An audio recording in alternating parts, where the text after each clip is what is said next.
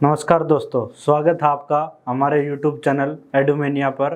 और आज हम स्टार्ट कर रहे हैं क्लास 10th का चैप्टर नंबर 2 फेडरलिज्म, जो कि सिविक्स पार्ट में आता है। तो हम स्टार्ट करेंगे, फेडरलिज्म के बारे में हम डिस्कस करेंगे इसमें। तो सबसे पहले हम पता करते हैं कि what is federalism. What is federalism? When power is divided between two or more than two forms of government is known as federalism. When power is divided between two or more than two forms of government. कैसे? जैसे अगर हम India की बात करें तो India में first central government, second state government और थर्ड कॉन्सेप्ट आया जो कि 1992 में आया था, दैट इज लोकल गवर्नमेंट। तो यहाँ पर देखो, centre, first, second state and third local government. Definition क्या है हमारी? When power is divided between two और more than two forms of government. अब एक इंपॉर्टेंट क्वेश्चन इसमें आता है, फीचर्स ऑफ फेडरलिज्म। तो सबसे पहले हमने जाना कि व्हाट इज फेडरलिज्म, क्या होता है जब हमारी पावर टू और मोर देन टू फॉर्म्स में डिवाइडेड होती है। अब बात करते हैं फीचर्स ऑफ फेडरलिज्म।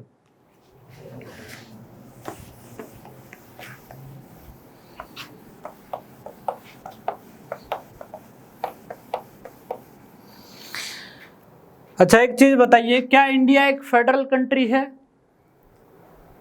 तो आपका आंसर होगा यस, इंडिया एक फेडरल कंट्री है।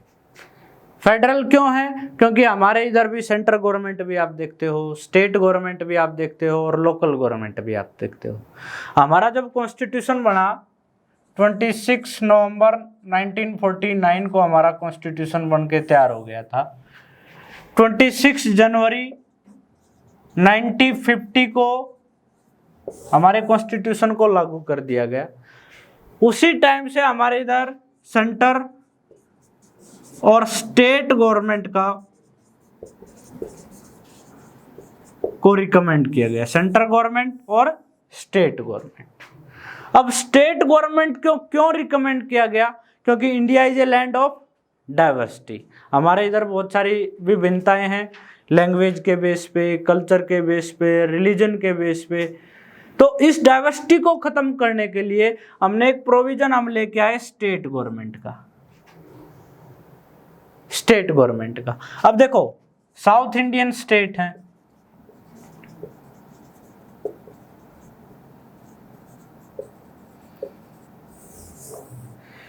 इनका अगर कंपैरिजन हम नॉर्थ इंडियन स्टेट से करें तो वहां पर हमें काफी डिफरेंस देखने को मिलेगा, लैंग्वेज के बेस पे भी, कल्चर के बेस पे भी। तो इस डिफरेंस को मिटाने के लिए हमने एक प्रोविजन दिया। अभी एक तो सेंट्रल गवर्नमेंट है, बाकी स्टेट वाइज क्या होगी, एक स्टेट गवर्नमेंट भी होगी, ताकि उस पर्टिकुलर स्टेट का जो मैटर है वो कौन सॉल्व करेगी? State government. वो कौन सॉल्व करेगी? State government. उसके बाद स्टेट गवर्नमेंट में भी देखो, पहले तो हमारे इधर पहली पंचायत जो बनी थी वो 2 अक्टूबर 1959 में बनी थी, गांधी जयंती के दिन 2 अक्टूबर 1959 को पंचायत यानी कि थर्ड टायर ऑफ गवर्नमेंट भी बन गई थी। लेकिन इसको यहाँ पर कॉन्स्टिट्यूशनल स्टेटस नहीं मिला था, इसको यहाँ पर कॉन्स्टिट्यूशनल स्टेटस नहीं मिला। इसका मतलब क्या हुआ? किसी गांव में है, किसी गांव में नहीं है, किसी कहाँ पर म्युनिसिपैलिटी का फॉर्मेशन हुआ है, कहीं पर नहीं हुआ है। फाइनली 73rd अमेंडमेंट 1992 और 74th अमेंडमेंट, अमेंडमेंट मीन्स जो हम अपने संविधान में संशोधन करते हैं, जो हम अपने संविधान में संशोधन करते हैं। तो 74th अमेंडमेंट 1992 को हम प्रोविजन लेके आए लोकल गवर्नमेंट का। लोकल गवर्नमेंट इस प्रोविजन 73rd अमेंडमेंट के तहत हमने फॉर्मेशन किया पंचायत, जो कि गांव और ब्लॉक लेवल पे काम करेगी। और 74th अमेंडमेंट के तहत हमने प्रोविजन किया म्युनिसिपैलिटी का, जो कि शहरों और कस्बों में काम करेगी एज ए लोकल गवर्नमेंट। उसके बाद ये बोला गया कि हर स्टेट जैसे हरियाणा हमारा एक स्टेट है, तो हर स्टेट अपना एक पंचायती राज सिस्टम लेके आएगा। तो हमारा हरियाणा की अगर हम बात करें तो हम अपना पंचायती राज सिस्टम लेके आए 1994 में। ऐसे तकरीबन हमारे सभी स्टेट अपना एक प्रोविजन लेके आए, जिसके तहत अब हमारे इधर थर्ड फॉर्म ऑफ गवर्नमेंट है, दैट इज लोकल गवर्नमेंट।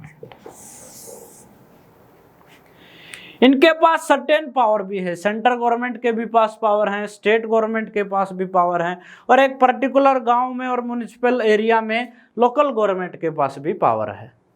तो अब देखते हैं features of federalism.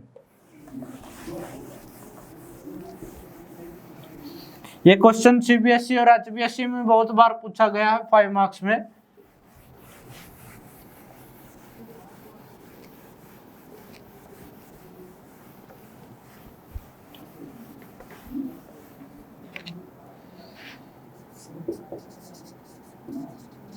Features of federalism.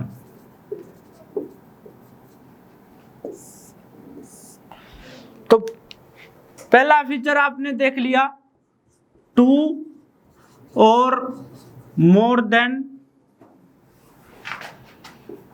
2 forms of government. जैसे मैंने यहां पर आपको बता दिया है इंडिया का एग्जांपल देके, 2 और more then 2 form of government, जैसे सेंट्रल गवर्नमेंट, स्टेट गवर्नमेंट और लोकल गवर्नमेंट। सेकंड पॉइंट अगर हम इसमें बात करें, each government govern the same citizen. Each government govern the same citizen. अब देखो, मान ले मैं एक गांव में रहता हूं, मैं इसको एग्जांपल लेता हूं ए, और मैं 18 साल से ऊपर हो चुका हूं, यानी कि अब मैं वोट भी डाल सकता हूं। उसके बाद देखो, हमारे ऊपर हमारे गांव में एक पंचायत भी बनेगी, गांव की पंचायत भी बनेगी, और पंचायत के लिए कंडीशन क्या होती है, अभी टोटल 500 प्लस ग्राम सभा के मेंबर होने चाहिए। ग्राम सभा के मेंबर कौन होते हैं, तो वो होते हैं जिनकी उम्र 18 साल से ऊपर हो और उनका इलेक्टोरल वोटिंग आईडी कार्ड बन चुका हो, तो वो ग्राम सभा के मेंबर होते हैं। तो पंचायत, तो मेरे गांव में पंचायत का फॉर्मेशन भी होगा जो गांव के लेवल पे काम करेगी। अब मेरे गांव में देखो आप कि बहुत सारे लोग हैं, वो अपनी वोटिंग करते हैं, अपने सरपंच को या जो पंच है उनको सबको चूज करते हैं। उसके बाद मेरा गांव किसी ना किसी स्टेट में भी पड़ता है। अब जैसे मैं एग्जांपल लूं, अभी मेरा गांव पड़ता है हरियाणा में,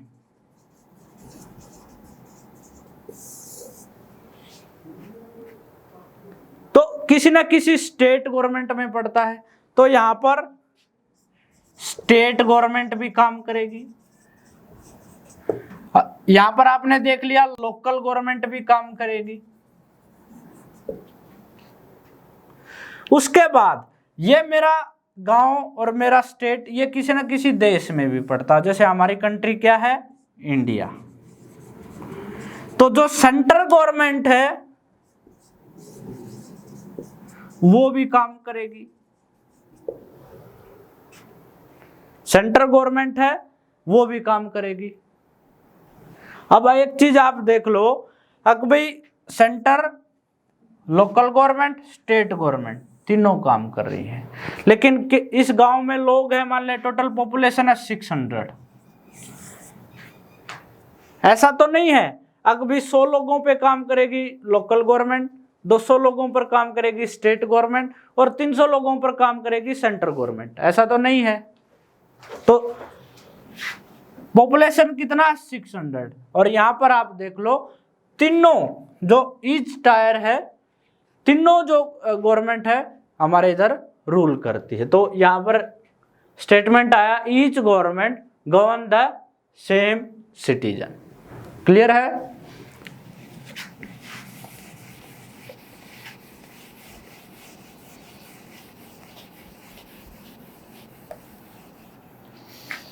अब थर्ड पॉइंट इसमें आप देखो, ईच गवर्नमेंट हैव सेपरेट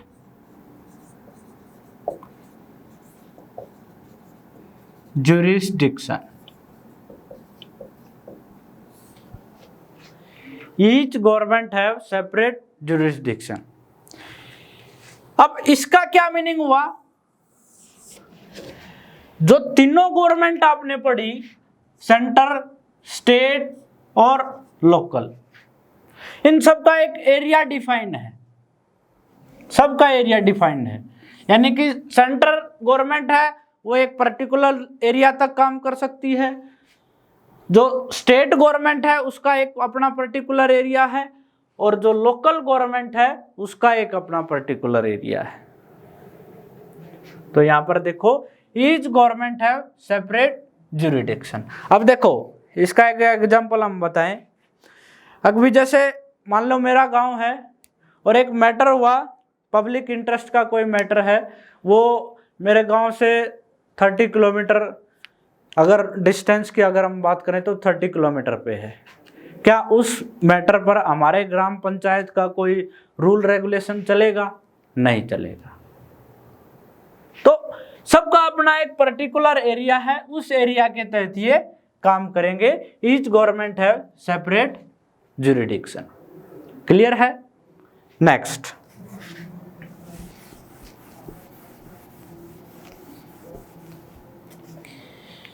अगर हम बात करें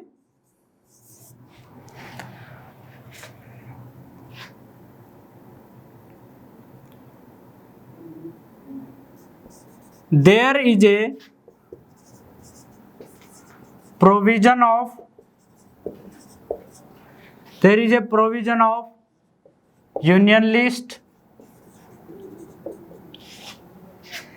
state list and concurrent list। ये दोनों पॉइंट लगभग आपस में मैच करेंगे। There is a provision of union list, state list and concurrent list। अब इनको हम देखते हैं।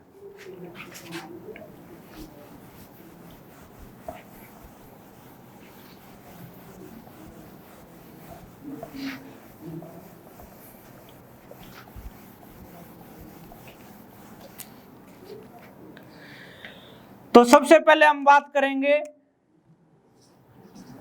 यूनियन लिस्ट के बारे में।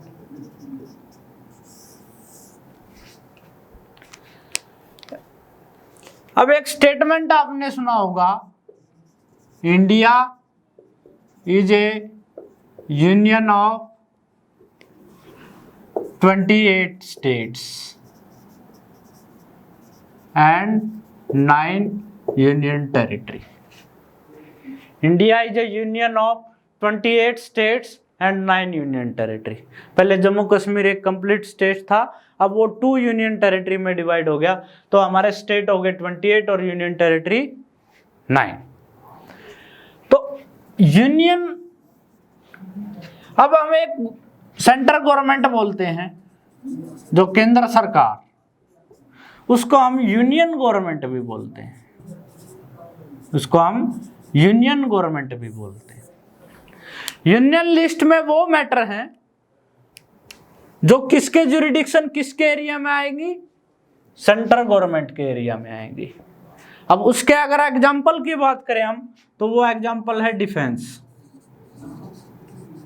डिफेंस में क्या, जैसे आर्मी, नेवी,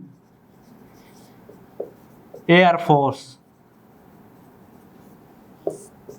ये सब किस मैटर में आएंगे, किस लिस्ट में आएंगे, यूनियन लिस्ट में।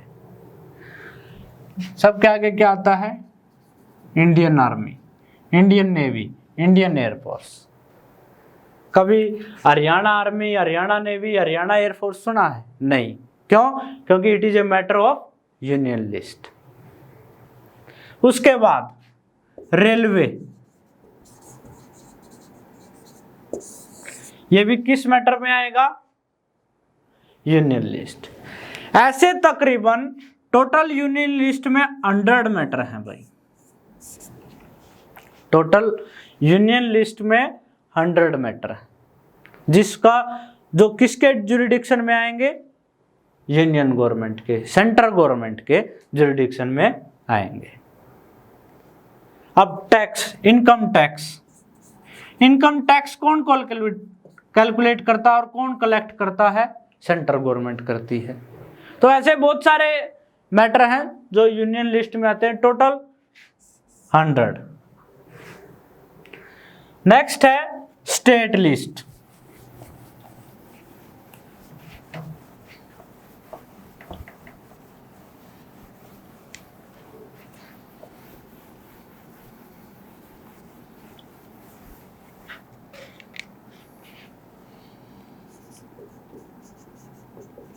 स्टेट लिस्ट, जिसमें तकरीबन 61 के करीब मैटर है। अब इसका अगर एग्जांपल हम दें, एग्रीकल्चर सबसे फेमस है, एग्रीकल्चर, पुलिस, ऐसे टोटल 61 मैटर इसमें आते हैं। भाई इन मैटर पे काम कौन करेगी, स्टेट गवर्नमेंट काम करेगी। स्टेट लिस्ट में जो मैटर आते हैं उसमें किसके जुरिडिक्शन में आएंगे, वो स्टेट गवर्नमेंट के जुरिडिक्शन में आएंगे। जैसे आप इसका पुलिस का भी एग्जांपल लें, हरियाणा पुलिस, अगर हम हरियाणा में हो, उसके बाद यूपी पुलिस अगर आप यूपी में हो, तो इस तरीके से अलग अलग जो टोटल 61 मैटर हैं जो जिसपे स्टेट लिस्ट काम करेगी, स्टेट गवर्नमेंट काम करेगी। लास्ट है इसमें third, that is concurrent list.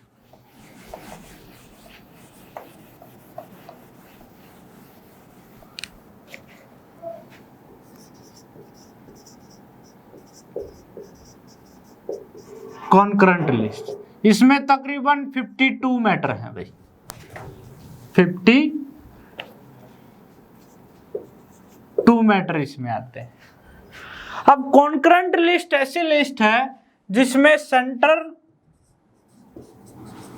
और स्टेट, सेंट्रल गवर्नमेंट और स्टेट गवर्नमेंट दोनों मिलकर काम करते हैं। कॉन्करेंट लिस्ट में जो मैटर आएंगे उसमें सेंट्रल गवर्नमेंट और स्टेट गवर्नमेंट दोनों मिलकर काम करते हैं। इसका अगर एग्जांपल हम बात करें तो एजुकेशन, एजुकेशन ऐसे टोटल 52 मेंबर, 52 इसके पार्ट है।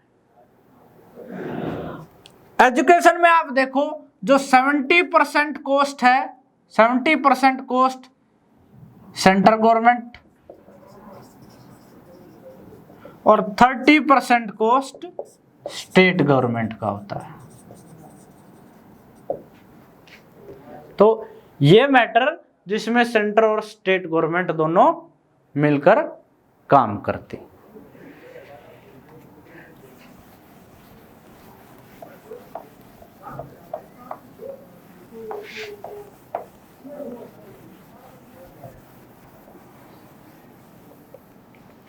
अब नेक्स्ट फीचर की हम बात करें तो नेक्स्ट फीचर है इसमें source of income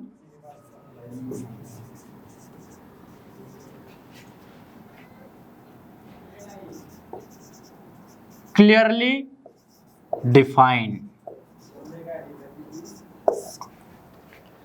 source of income clearly defined. भाई देखो, सेंट्रल गवर्नमेंट, स्टेट गवर्नमेंट और लोकल गवर्नमेंट, अगर गवर्नेंस करना है तो उसके लिए पैसा तो चाहिए। पैसा कहां से आता है? पैसा या तो कोई गवर्नमेंट की फर्म्स है, जो गवर्नमेंट की फर्म है, या ज्यादातर पैसा आता है टैक्स से, जो हम लोग पे करते हैं, डायरेक्ट और इनडायरेक्ट टैक्स। अब वो किस रेशो के तहत डिवाइड होगा, किस गवर्नमेंट को कौन सा टैक्स मिलेगा, ये हमारे कॉन्स्टिट्यूशन में क्लियरली डिफाइन है। जैसे अगर आपको बताएं तो income tax, corporate tax, India में सबसे ज्यादा जो कलेक्शन होता है गवर्नमेंट के पास वो कॉर्पोरेट टैक्स से होता है। इंडिया में सबसे ज्यादा जो इनकम होती है वो कॉर्पोरेट टैक्स से होती है। उसके बाद आप देखो ये सब, इन सबको कैलकुलेट कौन करेगी? Central government. लेकिन सेंट्रल गवर्नमेंट का इसका कुछ पार्ट स्टेट को भी डिस्ट्रीब्यूट करना पड़ता है। ये सब भी हमारे कॉन्स्टिट्यूशन में क्लियरली मेंशन है। क्लियर है?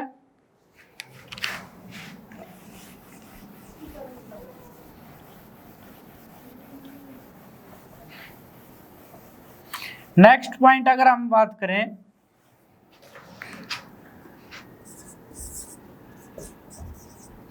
If any dispute between centre और state government, this can be solve by supreme court. अगर सेंट्रल और स्टेट गवर्नमेंट में बाय चांस या डिफरेंट स्टेट गवर्नमेंट में, जैसे हरियाणा गवर्नमेंट और पंजाब गवर्नमेंट में, या हरियाणा गवर्नमेंट और राजस्थान गवर्नमेंट में डिस्प्यूट हो जाए, तो वो किसके थ्रू सॉल्व किया जाएगा? सुप्रीम कोर्ट के थ्रू सॉल्व किया जाएगा। These are the features of federalism, जो क्वेश्चन बेसिकली ये 5 मार्क्स में बहुत बार HBSC और CBSE में पूछा गया। अब लास्ट टॉपिक इसमें हमारा है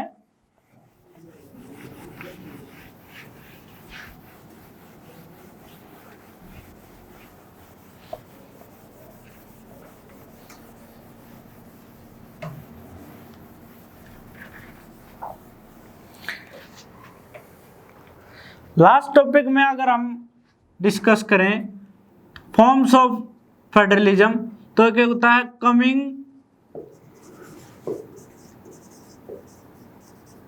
together federation,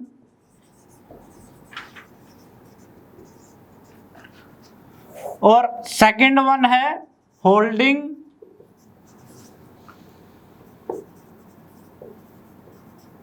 together federation. Coming together federation और होल्डिंग टुगेदर फेडरेशन। इसमें मैं फर्स्टली स्टार्ट करूंगा एग्जाम्पल से। इसका एग्जाम्पल है USA और इसका एग्जाम्पल है इंडिया। आपसे पूछा जाए इंडिया किस तरीके का फेडरेशन है, तो होल्डिंग टुगेदर फेडरेशन है। इसमें एक चीज आप देखो, सबसे पहले हम इंडिया की ही बात करते हैं। हमने क्या किया कि हमारा एक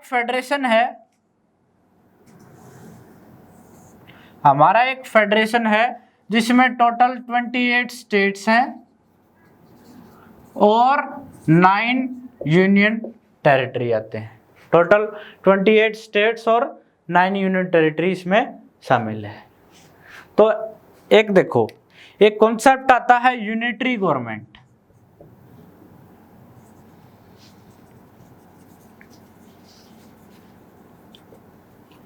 और वी कैन से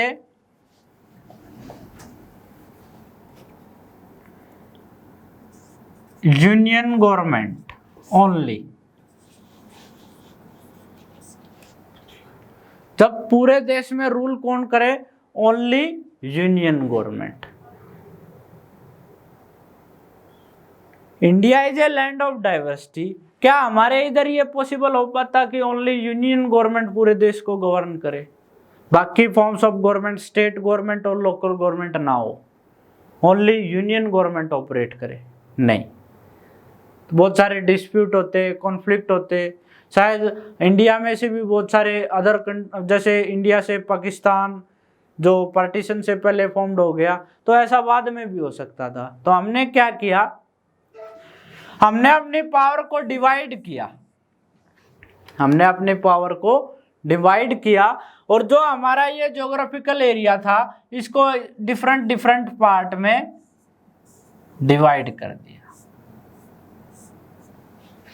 ताकि रूल जो है वो आसानी से हो सके। अब एक देखो आप, एक तो पॉपुलेशन है मान ले 100 पीपल, और एक जगह पॉपुलेशन है 10 पीपल। आप किस पॉपुलेशन को अच्छी तरीके से गवर्न कर पाओगे? Definitely 10 people. तो इसलिए हमने क्या किया? इसको डिवाइड कर दिया। लेकिन इस पर होल्ड किसका है? सेंट्रल गवर्नमेंट का। इस पर होल्ड किसका है? सेंट्रल गवर्नमेंट का। इस फेडरेशन से, यानी कि सेंट्रल गवर्नमेंट क्या कर रखी है? इसको होल्ड करके रखेगी, होल्ड करके रखेगी। इस फेडरेशन से कोई भी स्टेट भाग नहीं सकता। अब बोले इसमें इंडिया में कोई भी पर्टिकुलर स्टेट है, अगर मैं इंडियन यूनियन में नहीं रहना चाहता, तो वो ऐसा नहीं कर पाएगा। That is holding together federation. अब हम बात करें कमिंग टुगेदर फेडरेशन की। इसका एग्जांपल आपने देख लिया यूएसए। अब यूएसए में ये कॉन्सेप्ट देखो, यूएसए में टोटल 50 स्टेट्स हैं। हमारे इधर क्या है? Single citizenship. अगर इंडिया की बात करें तो हमारे इधर है सिंगल सिटीजनशिप, हम सब भारतीय हैं। लेकिन यूएसए में क्या है? यूएसए में है dual citizenship. Dual it means वहां के जो पर्टिकुलर स्टेट है वहां की भी आपको नागरिकता मिलेगी, और एक USA, United states of America, उसकी भी नागरिकता आपको मिलेगी। Dual citizenship. ऐसा क्यों है वो देखिए। अब जो ये टोटल 50 स्टेट्स थे, इन्होंने एक फेडरेशन बनाया, यहां पर डिफरेंट यूनिट में डिवाइड किया गया था, और उस पर होल्ड किसका था? सेंट्रल गवर्नमेंट का। इन्होंने 50 स्टेट्स ने आपस में मिलके एक फेडरेशन बनाया। वो सभी स्टेट आपस में मिले और उन्होंने एक फेडरेशन बनाया, और इसलिए इसको क्या बोला जाता है? इसको बोला जाता है कमिंग टुगेदर। वो आपस में मिले और उन्होंने एक फेडरेशन का फॉर्मेशन किया। क्यों किया? इसमें सबसे मेन रीजन आता है सिक्योरिटी। सिक्योरिटी। तो ये यूनियन है यूएसए, जिसमें 50 स्टेट आपस में मिलकर इन्होंने एक यूनियन बना ली। ये आपस में मिले, इनको सिक्योरिटी, मजबूती मिली, सिक्योरिटी मिली। लेकिन पहले क्या स्ट्रक्चर था? पहले स्ट्रक्चर था एक स्टेट यहां पर है, एक स्टेट यहां पर है, एक स्टेट यहां पर है, आपस में इनका आपस में कोई लिंक नहीं है। तो ये भी फियर में है कि भी मेरे पर भी ये अटैक कर सकता है, कोई अटैक कर सकता है, ये भी फियर में है, ये भी फियर में है। पर्टिकुलर स्टेट्स की यही इशू था। तो इन्होंने क्या किया? ये आपस में मिले और उन्होंने एक ग्रुप बनाया जिसको हम बोलते हैं United states of America. Coming together federation. Clear है? अभी जो नेक्स्ट क्लास में हम इस चैप्टर की बैक एक्सरसाइज को सॉल्व करेंगे, और इसमें जो टॉपिक रिमेनिंग है हमारे, उनको हम कवर करेंगे। Thank you.